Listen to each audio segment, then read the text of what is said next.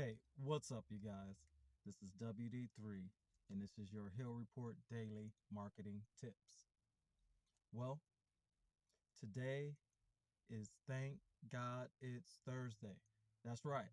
Thank God it's Thursday. We appreciate our life, we appreciate our health, and we appreciate the ability and the opportunity to make our lives and health better. Also, shout out to all the businesses that are in the Hill Report. Um, I'm starting to appreciate more and more each day those businesses who are loyal to themselves, first of all, and loyal to the customers enough to spread the word to new customers. That's the ultimate confidence in business when you are willing to let new customers know that you are available to serve. So I always respect that. Now, what I wanted to talk to you guys about today is how you're shaping your future. Yeah, you're shaping your future. Uh, you may say, how am I shaping my future? I'll say, your behavior is shaping your future. Your actions are shaping your future. Your connections are shaping your future. The scripture says, blessed are the meek, for they shall inherit the earth. Blessed are the pure in heart, for they shall see God. Blessed are the peacemakers, for they shall be called the sons of God.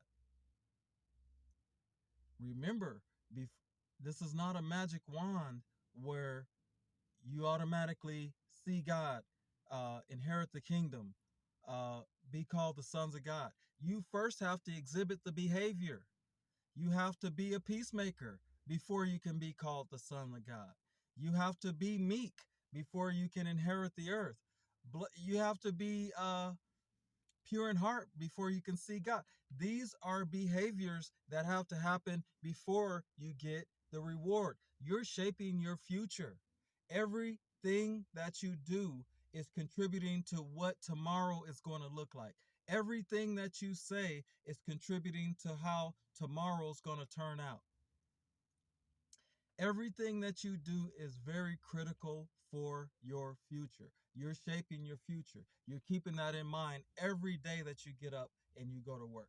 You're keeping that in mind every time you deal with the customer. You're keeping your future in mind every time you reach out to your children and say, are you okay? Do you need anything? You're worried about your future. Some of some of you out there, uh, and shout out to the grandparents out there. You got a big glimpse into your future. You see exactly what your family's going to look like 2 generations down the line. If you don't care about that, you're in a sad state. If you don't care about what your legacy is going to be, you are operating in a reprobate carnal mind. A carnal mind is someone who only worries about now, who only worries about their next hunger. A carnal mind only worries about their next thirst. But you are shaping your future because you know that wealth, energy, success, these are all spiritual things. These are things that your behavior, your thoughts, everything goes into making a better future for yourself. You're shaping your future because you care about these things.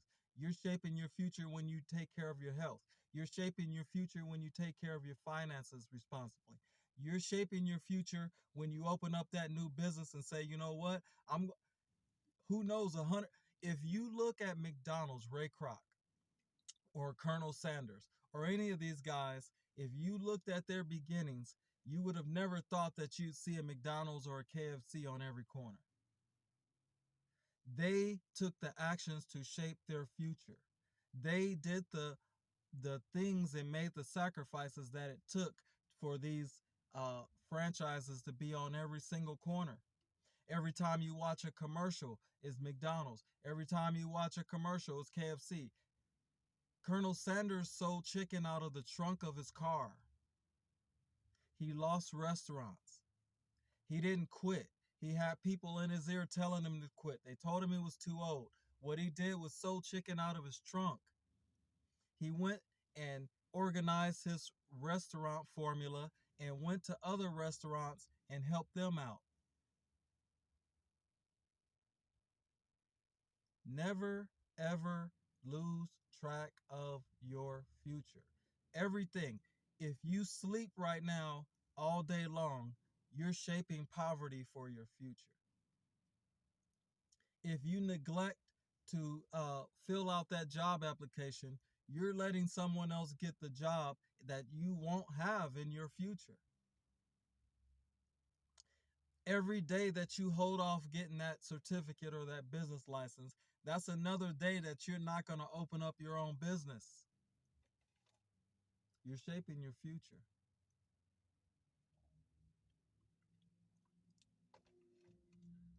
You know, sometimes when we were younger, our parents would have to come in the room and say, "Hey, get up. It's time to get up." They knew, like the scripture said, a little sleep, a little folding of the hands, and poverty will come up on you unaware. That's very deep. It goes beyond just taking a nap or oversleeping or sleeping in. It goes into the mindset of the person who gets up every day and says, you know what, I'm going to do the input, I'm going to do the actions, I'm going to do the things that it takes to have a successful future, to reach my goals, to achieve my dreams. I'm going to take it out of the thought realm. I'm going to take it off of the piece of paper and I'm going to make it a reality. I'm going to make that McDonald's hamburger into a franchise that even kids who can't read look at the McDonald's signs and they say, I want McDonald's, mommy. Imagine how many people he had to not listen to, how many days he had to get up and get one thing after another thing accomplished so that he can have that goal. Think about all the lonely days on the highway that Colonel Sanders spent as he was driving from one town to another to spread his formula. Imagine all the words that were ringing through his head of people telling him he should quit. Don't tell yourself that you should quit. That's the worst thing of all. Don't listen to other people telling that you should quit. You're shaping your future. You know how important your legacy is. You know that you don't want your family to go through the same sacrifices and struggles that you went through. You don't want to keep repeating the same failures generation after generation. You have to shape your future now in order for that not to happen.